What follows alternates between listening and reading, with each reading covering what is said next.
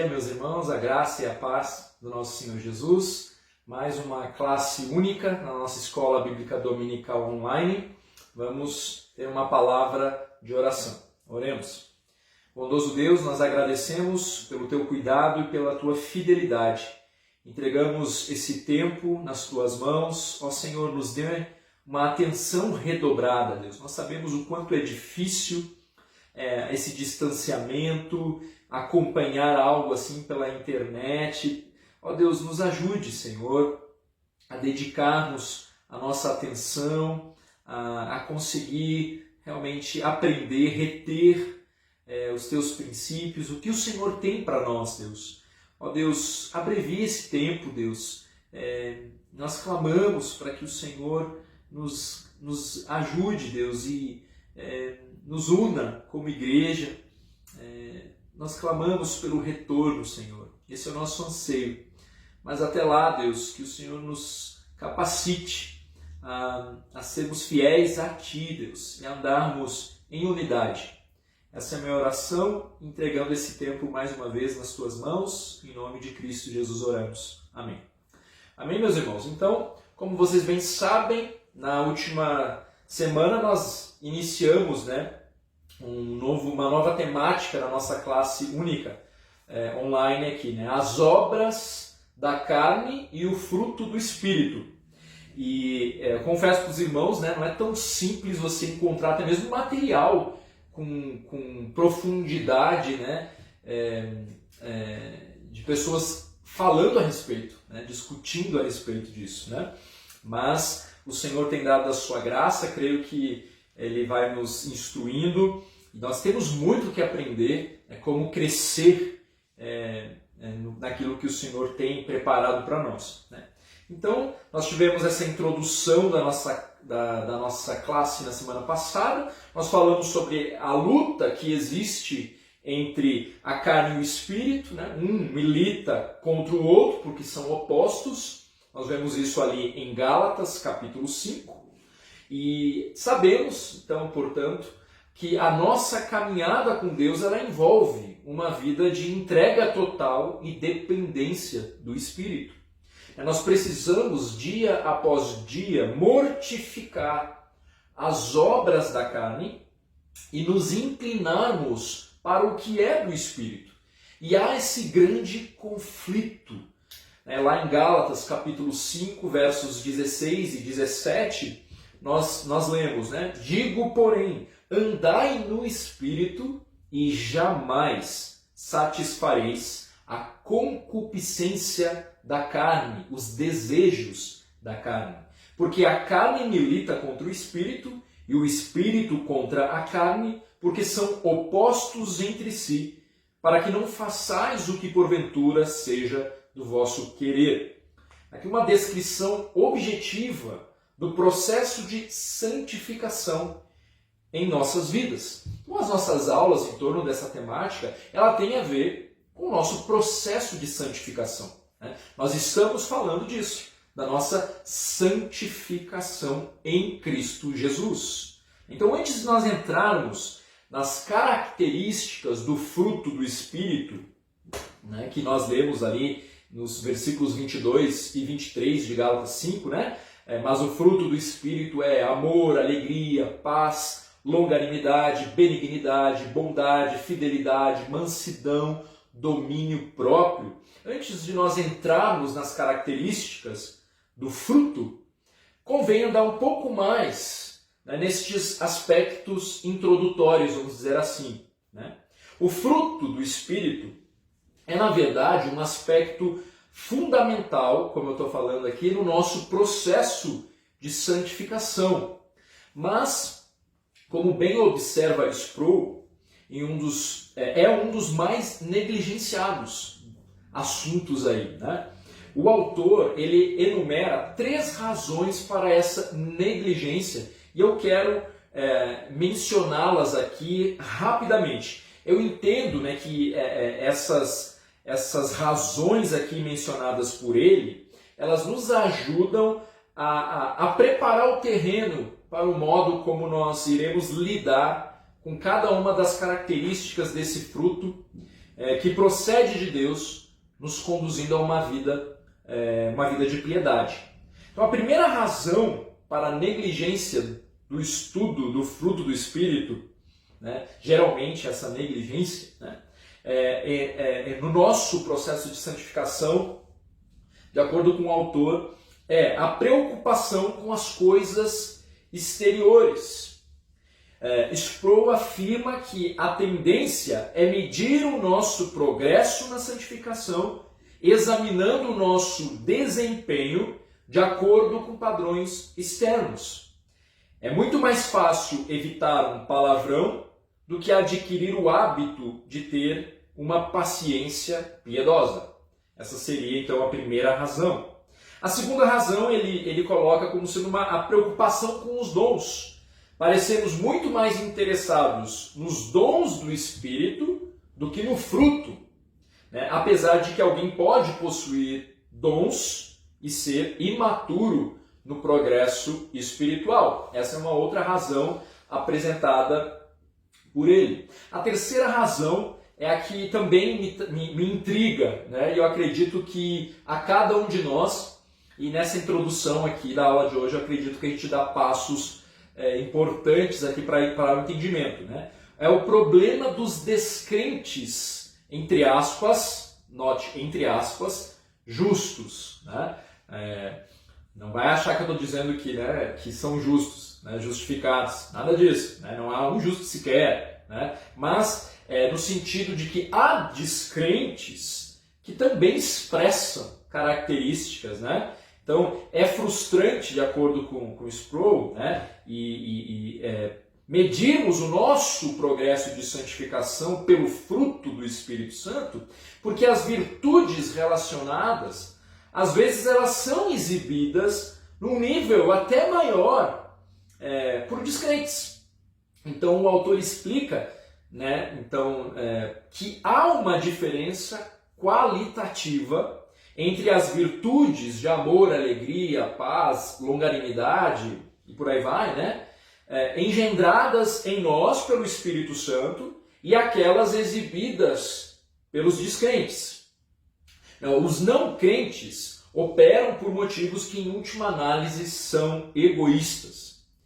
Quando, porém, um crente exibe o fruto do Espírito, ele está mostrando características que, em última análise, são voltadas para Deus e para o próximo. Ser cheio do Espírito Santo significa ter uma vida controlada pelo Espírito.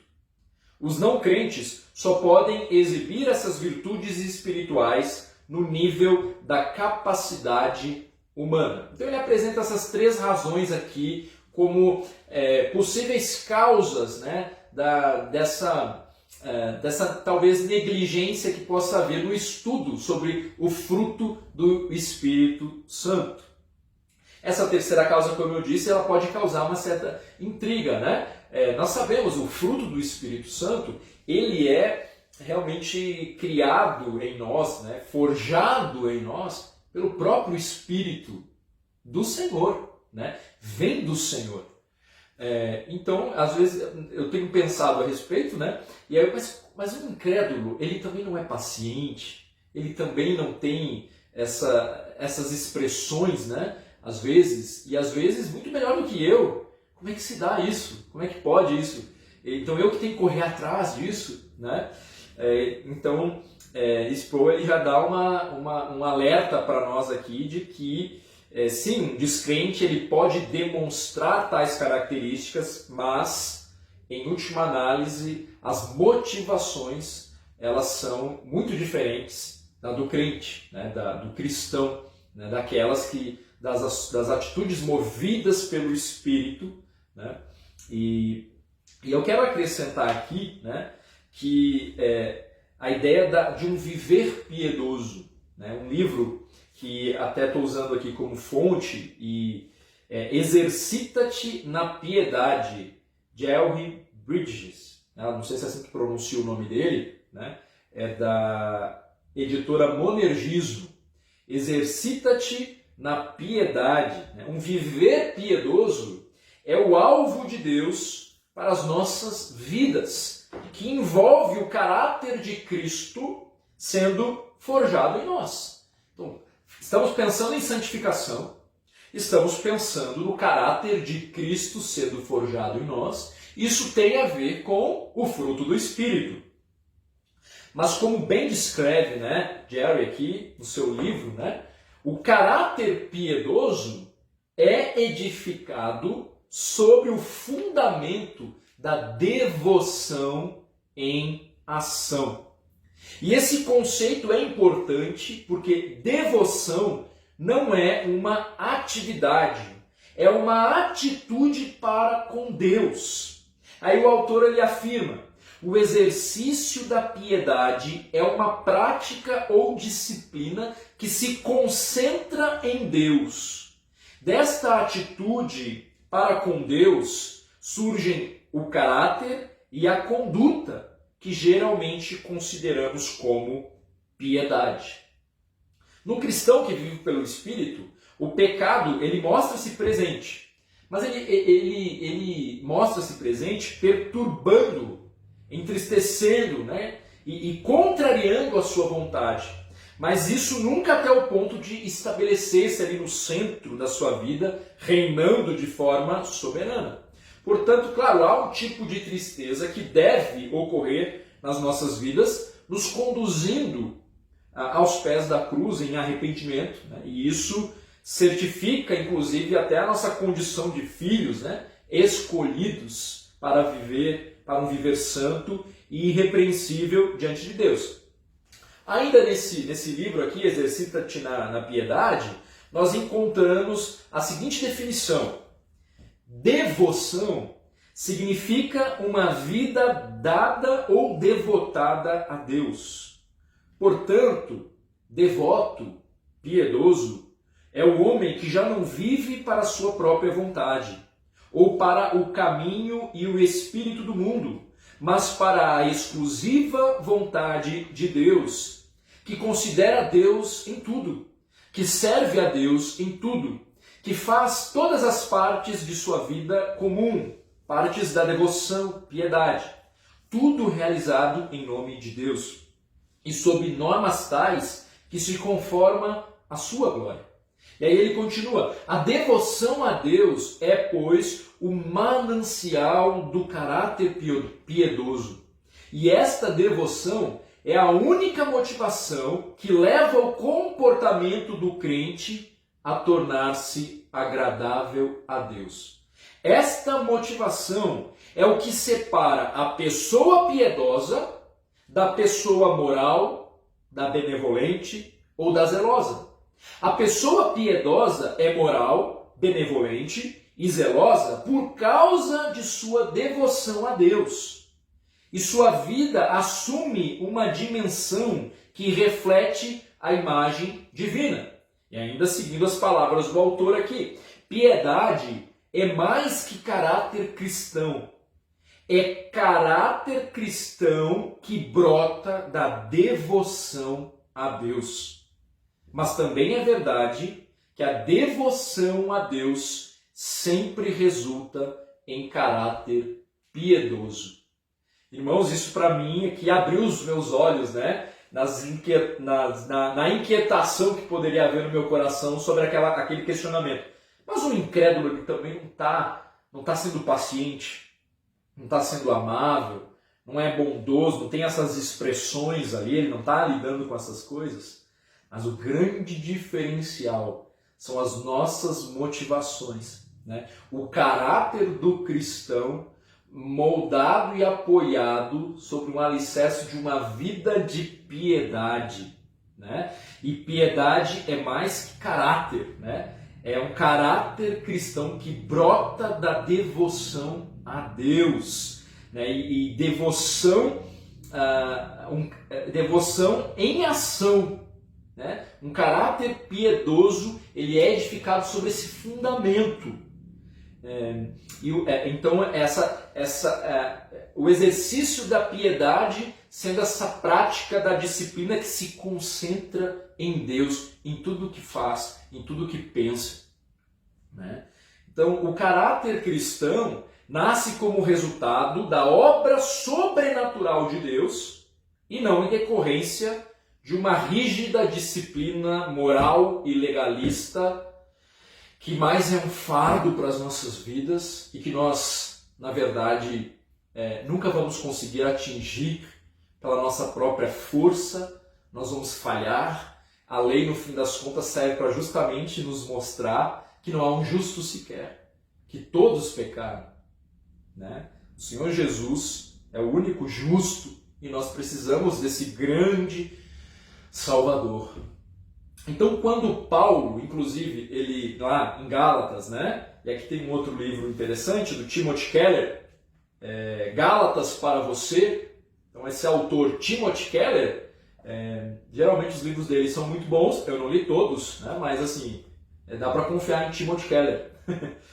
Então, ele nos dá alguns pontos aqui, né? E ele, inclusive, vai desenvolvendo essa ideia aqui de que quando Paulo muda a sua imagem ali de obras, quando ele está se referindo à nossa carne, né? Ele fala as obras da carne, né? São, e ele é a lista ali, para fruto, quando ele fala do fruto do Espírito, né? Ele nos transporta, né, nas palavras de Keller, ao mundo da agricultura. E aí ele nos revela 4 fatos sobre como o Espírito opera em nós. Pensando na agricultura, então, né? O crescimento ele é gradual. Quando nós nos damos conta, lá está ele presente. E isso é verdade. Experimente aí plantar um feijãozinho ali. Você não vai, ninguém consegue observar a olho nu o crescimento, né, daquela planta. Nós, de repente, vamos, opa, já cresceu tanto. Nós vamos nos dando conta desse crescimento, de repente, né, quando a gente já vai enxergando aquele crescimento ali, né? E o crescimento desse fruto, então, remetido à agricultura, nessa analogia, né, é um crescimento gradual. Quando nós nos damos conta, ele está lá, presente, no momento da necessidade mesmo, né, no momento oportuno. O crescimento do fruto do Espírito é inevitável. Haverá crescimento. Haverá crescimento. Ele tem raízes internas, no sentido de que há uma transformação profunda. É a vida que produz o fruto, e não o contrário. Né? Ele também afirma que o crescimento ele é simétrico. Né? O fruto cresce em conjunto. Ele é um só. Né? Então as coisas vão sendo produzidas ali de forma simétrica. Hoje, meus irmãos, nós iremos olhar mais detalhadamente para a paciência, certo? Eu não vou falar na ordem em que as coisas estão aparecendo ali, como são citadas, né, por Paulo, inclusive, justamente porque um não é mais importante que o outro, né, nessa questão, né? Cada uma das características deste fruto, elas são igualmente importantes. O domínio próprio que aparece ali alistado por último, ele não está por último porque ele é menos importante, né? Então hoje nós vamos nos deter, né, na paciência. Macrotomia, paciência. A capacidade de enfrentar problemas sem perder a cabeça ou partir para o ataque à torta e à direita. O seu oposto é o ressentimento contra Deus e contra os outros. A ira, né? A amargura. Há um comentário, né? Tem vários comentários. Esse aqui da capinha vermelha, do Hendricks, né? É um bom comentário. Claro, todos os comentários nós precisamos ler com atenção, tendo discernimento, né? Com maturidade espiritual, para reter o que é bom, né? Mas de Gálatas aqui, né? É um bom comentário. Certo. Então, a paciência, ela caracteriza a pessoa que, em relação àqueles que a aborrecem, né, se lhe opõem ou a molestam ali, e aí essa pessoa exerce a paciência. Né? Ela se recusa a entregar-se ali à paixão ou às explosões de ira com relação àquilo que acontece ou que fazem a ela. Então a longanimidade, né, ou paciência, ela também não é apenas um atributo humano, é também um atributo divino, visto que o mesmo é atribuído inclusive a Deus. É quando nós lemos ali, abra sua Bíblia lá em Romanos capítulo 2, versículo 4, capítulo 2, verso 4, nós lemos: ou desprezas a riqueza da sua bondade e tolerância e longanimidade, ignorando que a bondade de Deus é que te conduz ao arrependimento. Então a longanimidade aqui, né, a paciência sendo atribuída ao próprio Deus, né, um atributo do nosso Deus. Nesse mesmo livro, lá nessa mesma carta, né, aos Romanos, capítulo 9, verso 22, vamos lá, Romanos 9, versículo 22. Que diremos, pois, se Deus, querendo mostrar a sua ira e dar a conhecer o seu poder, suportou com muita longanimidade os vasos de ira preparados para a perdição. Então temos aqui mais uma vez a longanimidade atribuída ao Senhor. Também ela é atribuída ao próprio Senhor Jesus, né? Lá na carta, a primeira carta a Timóteo. Então na primeira carta a Timóteo, capítulo 1, versículo 16, nós podemos ler: mas por esta mesma razão me foi concedida misericórdia, para que em mim o principal evidenciasse Jesus Cristo a sua completa longanimidade, e servisse eu de modelo a quantos hão de crer nele para a vida eterna. É um atributo atribuído a Deus, atribuído ao Senhor Jesus Cristo e também atribuído ao próprio homem, né? Quando nós lemos então, em outros versículos, inclusive então, ao ser humano também, né? Certo? Então, como atributo humano, como que o homem então ele desenvolve isso, né? Ou como que ele lida, né, com essa característica, né, da paciência? O homem é inspirado pela confiança de que Deus cumprirá suas promessas.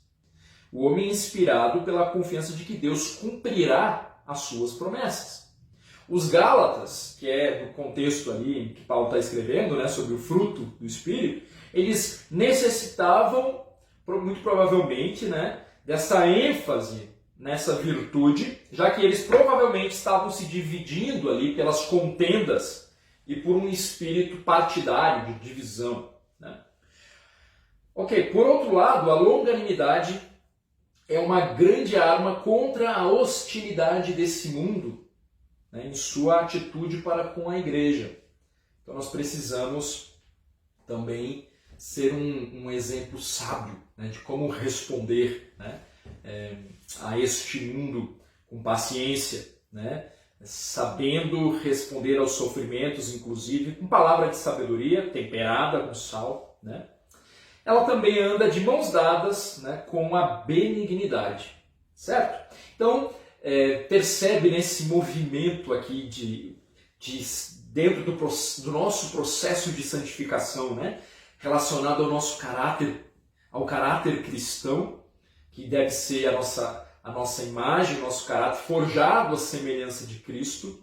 O único jeito disso acontecer é a gente entender o que é viver uma vida de piedade, o que significa isso, né? E aí, pensando especificamente no fruto do Espírito, em torno da paciência, mas é claro, como eu estou dizendo, todas aquelas características andam junto, né? Andam em conjunto, e é claro que nós não podemos desvincular com aquilo que Deus está, com a lógica de Deus em torno do nosso processo de santificação, sobre a mortificação das obras da carne, que inclusive está ali, muito próximo do que ele está falando, né? do que Paulo está falando no capítulo 5 de Gálatas, e que nós deixamos mais claro ali na aula passada sobre essa guerra que existe. Então, a partir de agora, né, nós vamos olhar, né, como mortificar a obra da carne, especificamente relacionada a essa questão da paciência, que seria qual? A ira, né? A ira, a amargura. Então acho importante a gente dar uma olhada mais específica sobre essa temática, a ira, né? Entendendo ali os aspectos dela, certo? Então, nós inclusive vamos se apoiar aqui nesse outro livro, Ira, Arrancando o Mal pela Raiz, é um livro bom, né? Indico aí para você, do Robert Jones, tá bom? É da Nutra Publicações, vale a pena. Então, tá tudo organizado aqui, basicamente, claro, sucinto, né, ainda, nos slides que seguem aqui, vocês já vão acompanhar. Mas agora, então, eu convido você, a gente está correndo atrás aí para entender um pouco mais a respeito da ira. Com certeza nós vamos nos estender para a próxima aula no próximo domingo, tá bom? Então, vamos pouco a pouco aí buscando crescer juntos, né, na mortificação da nossa carne, né? Então, certo? Então vamos abrir aí o nosso entendimento, né, e para buscar entender mais um pouquinho sobre ira, certo? Então, ira, né? Seguindo aqui o Jones, ele nos dá uma definição funcional, né? Um conceito a respeito, para a gente pensar a respeito da ira. Nossa ira é nossa resposta ativa e integral de juízo moral negativo contra o mal por nós percebido. Nossa ira é nossa resposta ativa e integral de juízo moral negativo contra o mal por nós percebido. Então agora a ideia é que a gente olhe para essa definição, parte por parte, para a gente conseguir entender melhor estes aspectos aqui, tá bom? E ao longo das aulas, então, nós vamos partir para o ataque, como combater essa obra da nossa carne, certo? Então, nossa ira é uma resposta ativa, ou seja, é uma ação, é uma atividade. Ira é algo que fazemos, não é algo que temos. Não é uma coisa, não é um fluido ou uma força. A Bíblia ela retrata pessoas que praticam a ira, não que têm ira.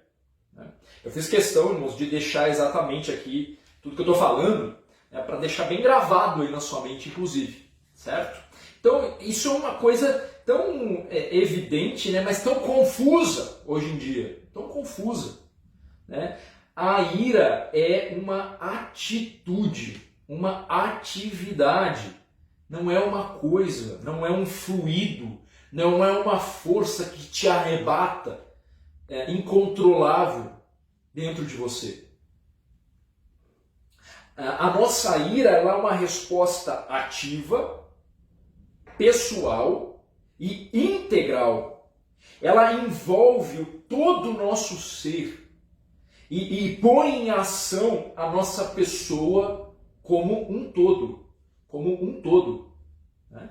Então, chamar a ira de emoção pode colocar erroneamente o foco no afeto e em sensações, em contraste com funções cognitivas e volitivas, né? Então, nós temos que entender, nós somos responsáveis por nossas atitudes, né? Nós não somos arrebatados por uma outra força que nós não temos controle, né? Então, isso diz respeito aqui da definição. A nossa ira, então, é uma resposta ativa, pessoal e integral. Somos responsáveis pelas nossas atitudes. Essa é a definição bíblica. Não só sobre a ira, mas sobre tudo que fazemos. Nós vivemos um outro conceito aí, meio estranho na nossa sociedade, que tenta colocar o ser humano como vítima dos acontecimentos, né? Ok, nossa ira é uma resposta contra algo. Ela não surge num vácuo, nem aparece espontaneamente.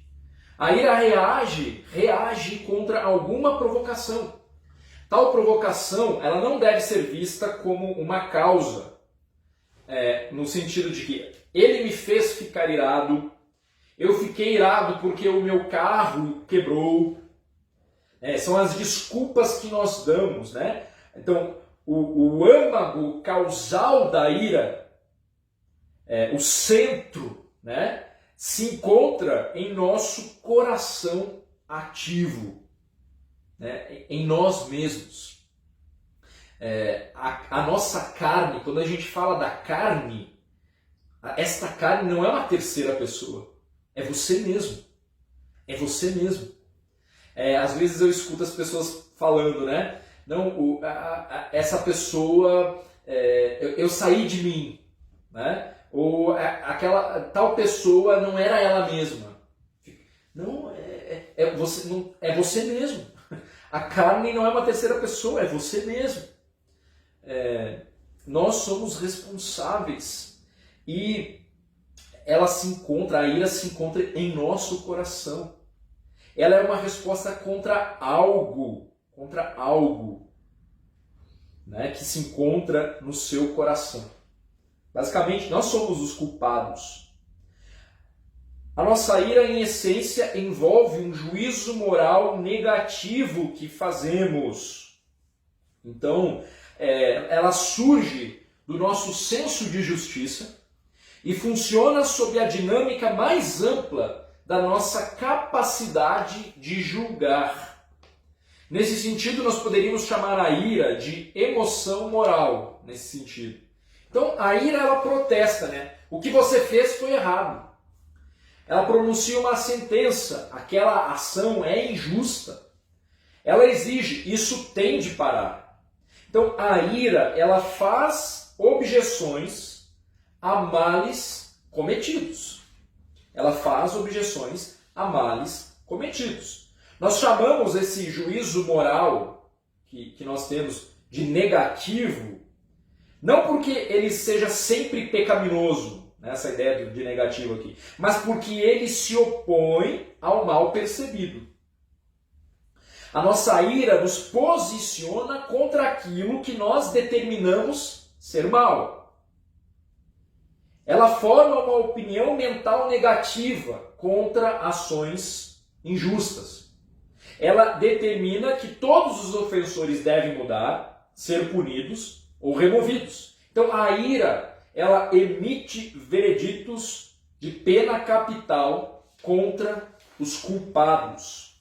A ira faz objeções a males cometidos. É isso o que a ira faz. A nossa ira, ela envolve um juízo contra um mal por nós percebido, certo? O nosso juízo moral, então, ele surge a partir da nossa percepção pessoal, né? Então, na ira nós percebemos que alguma ação, algum objeto, alguma situação ou pessoa é má ou injusta. As nossas percepções, naturalmente, e aí que entra a grande questão, né? Elas podem ser exatas ou inexatas. Nós podemos avaliar as ações das outras pessoas de maneira correta ou incorreta. Então, para complicar ainda mais as coisas, as nossas reações, as nossas percepções, elas podem ser piedosas ou ímpias. Então, a nossa ira, ela envolve um juízo contra um mal por nós percebido. O problema é que este mal percebido por nós, essa nossa percepção, ela pode ser exata, mas ela pode ser inexata. A nossa percepção, ela pode estar corrompida. E não só isso, as nossas reações a essas percepções, que às vezes são exatas e às vezes são inexatas, elas também podem ser piedosas ou ímpias. Então a bagunça em torno disso, irmãos, vocês já devem ter experimentado. É muito grande, né? Certo? A nossa ira, ela também surge em virtude, a partir, né, do nosso sistema de valores. Ela expressa as nossas crenças. ela expressa as nossas crenças e motivações. A ira humana ela é geralmente dirigida contra outras pessoas. A razão para a ira humana pode ser o fato de alguém ser tratado injustamente, que alguém perceba como outros são explorados, ou que alguma outra pessoa manifesta desobediência contra Deus ou falta de fé nele. Essas podem ser algumas razões, né, que levam alguém a perceber, né, nossa, isso é mal, né, um juízo contra um mal percebido, e esse mal percebido pode ser esse. Mas este mal percebido, ele leva em conta um sistema de valor. Esse sistema de valores, ele também pode estar corrompido, né? E ele tem a ver com aquilo que nós já temos comentado aí em algumas aulas de EBD do passado, em algumas pregações. Ele tem a ver com a nossa cosmovisão, né? Então você, olhando aqui para esse slide, né, imagine aí que isso daí, não sei se é a melhor analogia ou ligação aí, mas imagine isso sendo uma cebola, né? Onde a primeira camada, a camada mais superficial, é essa camada do comportamento, a primeira camada aí, que responde à pergunta o que se faz. Aquilo que alguma pessoa faz, né, ela se apoia em valores. Ela faz o que faz seguindo alguns valores. Estes valores, eles respondem à pergunta do que é bom ou do que é melhor. O que é bom? O que é melhor? Estes correspondem aos valores de uma cultura ou de uma determinada pessoa específica. Estes valores, por sua vez, estão apoiados em crenças. E aí que respondem à pergunta, o que é verdadeiro? O que essa cultura, essa pessoa entende por verdadeiro? Né? Então, as crenças estão apoiadas aí. E o que sustenta a crença é a cosmovisão, né? Que responde à pergunta, o que é real? Então, numa cultura, os valores eles não são escolhidos ao acaso, né? Mas invariavelmente eles refletem um sistema subjacente de crenças.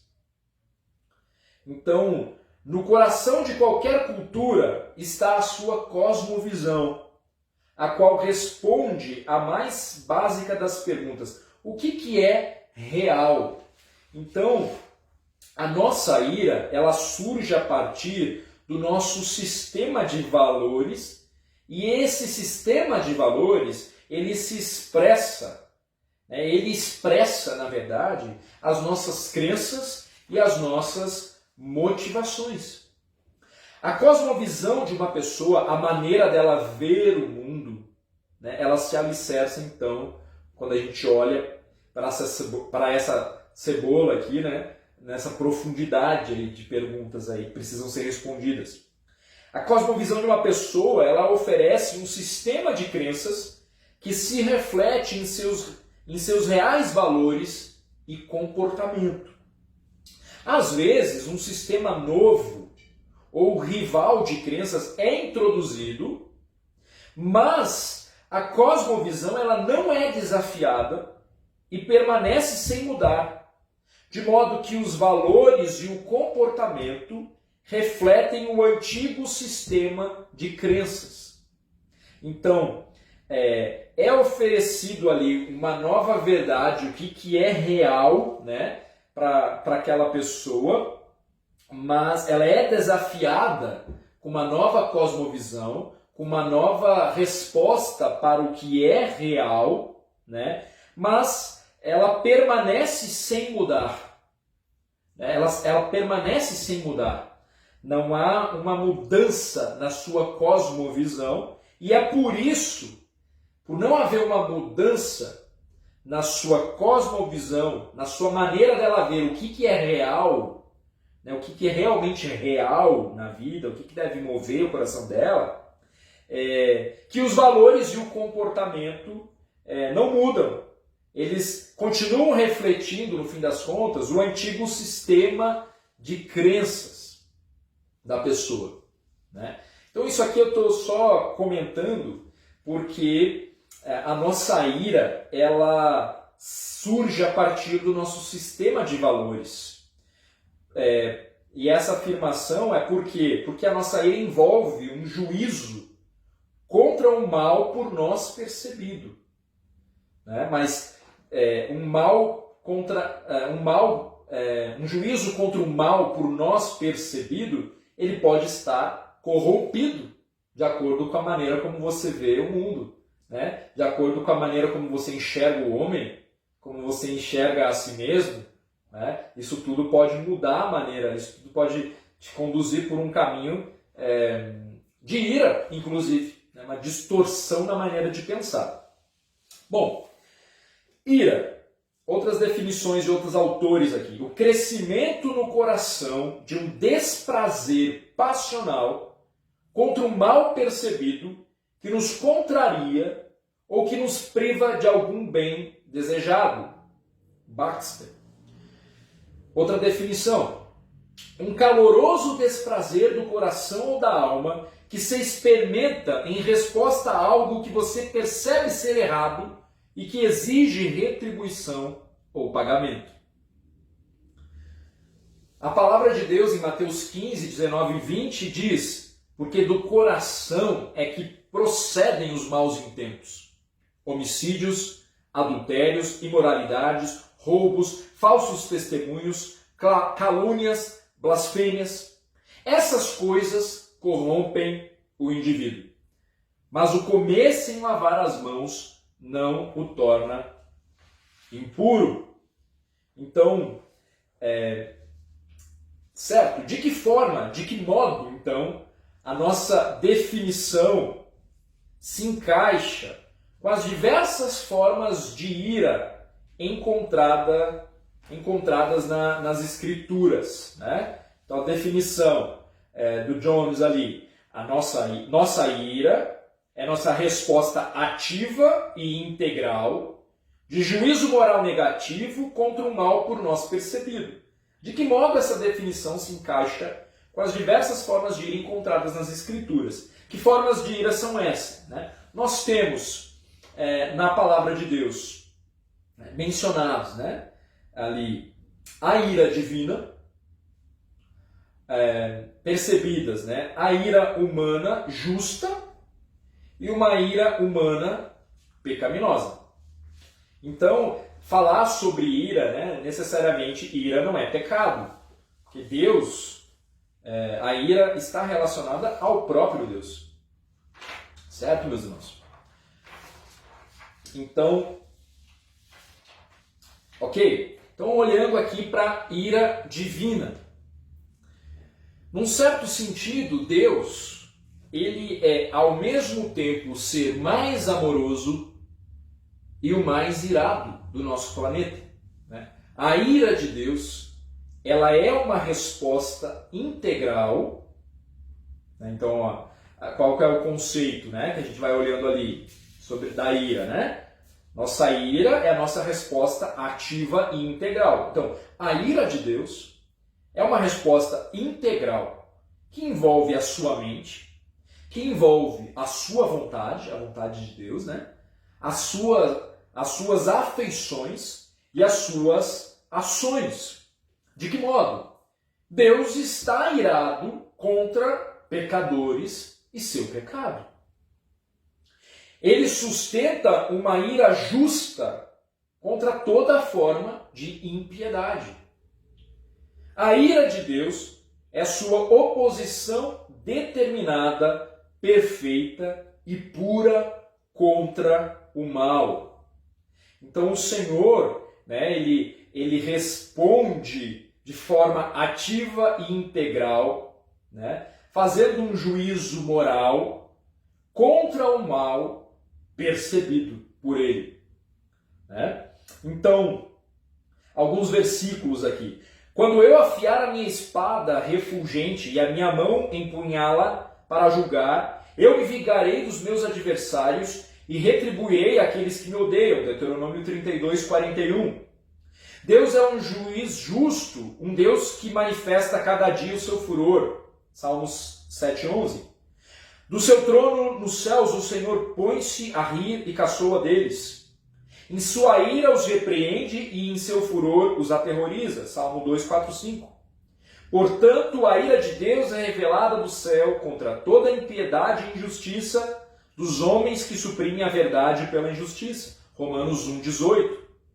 Quem crê no Filho tem a vida eterna. Já quem rejeita o Filho não verá a vida, mas a ira de Deus permanece sobre ele. João 3:36. A ira de Deus flui a partir de sua justiça. Ela surge do juízo moral negativo de Deus contra o mal percebido. Mas diferente de nós, Ele, o Senhor que é justo, que é santo, sempre percebe o mal com absoluta exatidão. Eu e você percebemos o mal, o nosso juízo moral, ele está contaminado muitas vezes, né? E aí que dá sombra para toda a confusão. Mas o Senhor não. Então, a ira do Senhor é uma ira justa. É uma ira justa. Então, nossa ira é a nossa resposta ativa e integral de juízo moral negativo contra o mal por nós percebido. A ira humana justa. A ira humana justa imita a ira de Deus. Ela é a nossa resposta negativa àquilo que nós percebemos corretamente como um mal. Então, quando Moisés aproximou-se do acampamento e viu o bezerro e as danças, irou-se e jogou as tábuas no chão ao pé do monte, quebrando-as. Pegou o bezerro que eles tinham feito e os destruiu no fogo, depois de moê-lo até virar pó, espalhou na água e fez com que os israelitas a bebessem. Êxodo 32, 19 e 20.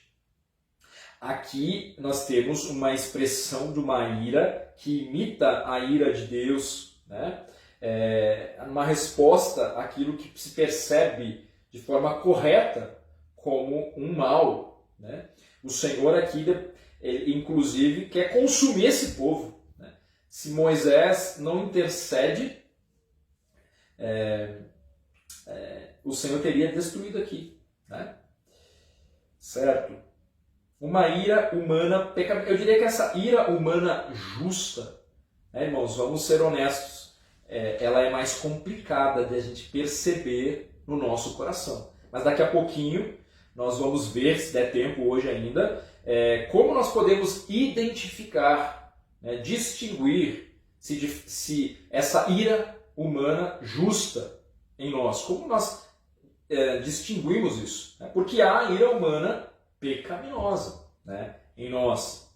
Quase toda a ira humana é pecaminosa. As nossas percepções, primeiro, como eu já tenho falado, elas são erradas, muitas vezes. Elas são apoiadas em meias verdades, em fofocas, em mentiras, em falso testemunho, egoístas, né? Nós estamos cegos quanto ao que é realmente pecaminoso. Também tem isso. Mentiras enganosas ou desejos egocêntricos nos controlam. Se não é feita a minha vontade, então já me irrito. Tem que ser do meu jeito.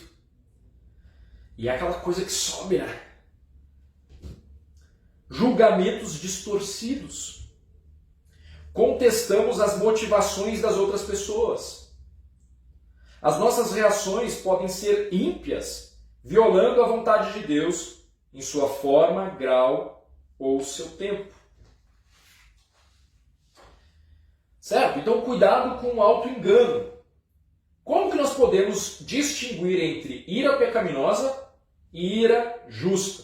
E aí, nos são apresentados aqui no Ira Arrancando o Mal pela Raiz 3 critérios que vão nos ajudar aí no combate a essa obra da carne também, né? A combater essa obra da carne de uma forma mais eficaz, né? Na próxima aula nós vamos ter outros recursos mais práticos, vinculados à palavra do Senhor, para que a gente possa se exercitar na piedade rumo à paciência, rumo à manifestação do fruto do Espírito Santo em nós, né? E que envolve a mortificação da carne, que milita contra o Espírito, né? Então está tudo envolvido, né, irmãos? Não podemos esquecer disso. Então, a ira justa, o primeiro critério aqui, a ira justa reage contra o pecado real.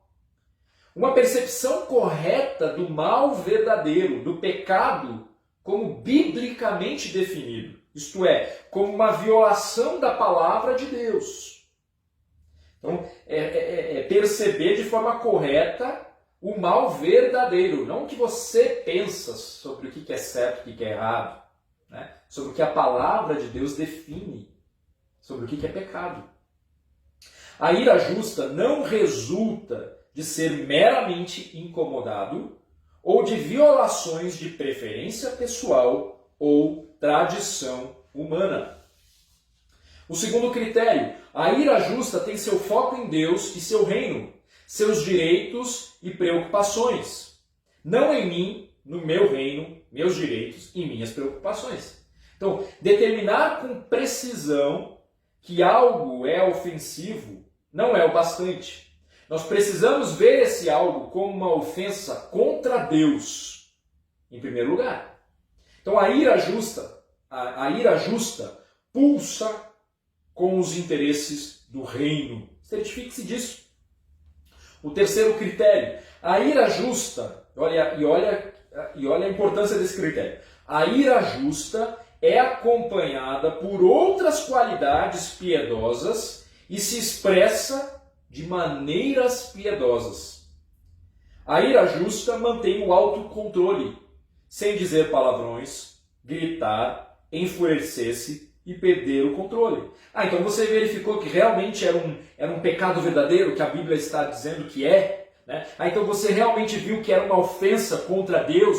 Ok, meus irmãos. Então agora a ira justa mantém o autocontrole.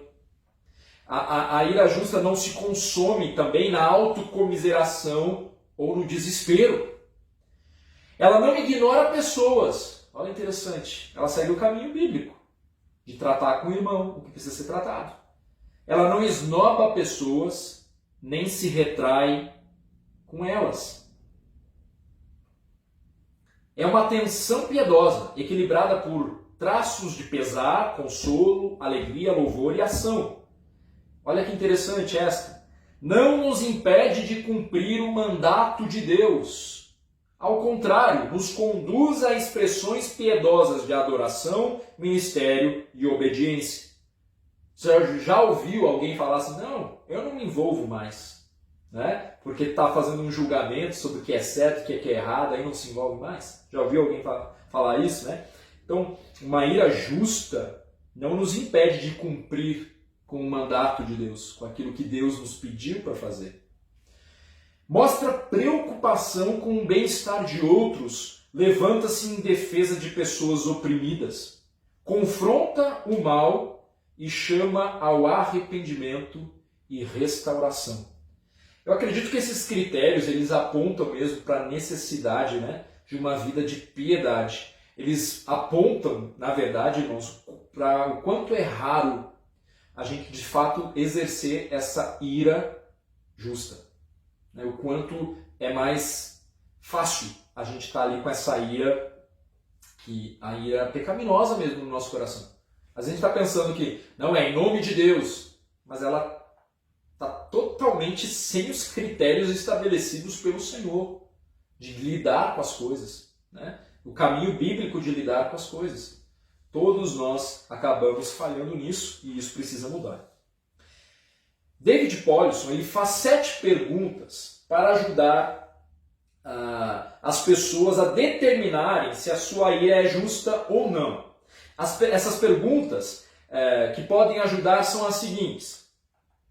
Você fica irado pelas coisas certas? Você expressa a sua ira da maneira certa? Quanto tempo dura a sua ira? Quão controlada é a sua ira? O que motiva a sua ira? Sua ira já está engatilhada e pronta para responder ao pecado habitual de outra pessoa? qual é o efeito da sua ira? E nessas 7 perguntas aqui do Polison, eu separei, dividi elas dos critérios do Jones ali. Então a pergunta número 1, você fica irado pelas coisas certas, ela se encaixa perfeitamente no primeiro critério. É uma ira contra um pecado real? É uma ira contra um pecado real? Porque a ira justa reage contra o pecado real. A pergunta 5 e 6, ela se encaixa no segundo critério. A ira justa tem seu foco em Deus e em seu reino. Então o que motiva a sua ira? A sua ira já está engatilhada e pronta para responder ao pecado habitual de uma outra pessoa? Você está mais preocupado com o quê? Com Deus? Com o reino de Deus? Ou com a tua honra, com a tua glória, com a tua vontade sendo estabelecida, seja na esfera que for, na igreja, em casa, no teu trabalho, onde for. As perguntas 2, 3 e 4 e as 7, elas se encaixam no terceiro critério, né? A ira justa acompanha outras qualidades piedosas, ela se expressa de forma piedosa. Você expressa a sua ira de maneira certa? Quanto tempo dura essa ira? Quão controlada é a sua ira? Qual é o efeito da sua ira? Então esses critérios, estas perguntas, nos ajudam a distinguir por qual terreno que você tem andado, né? Por qual terreno você tem andado.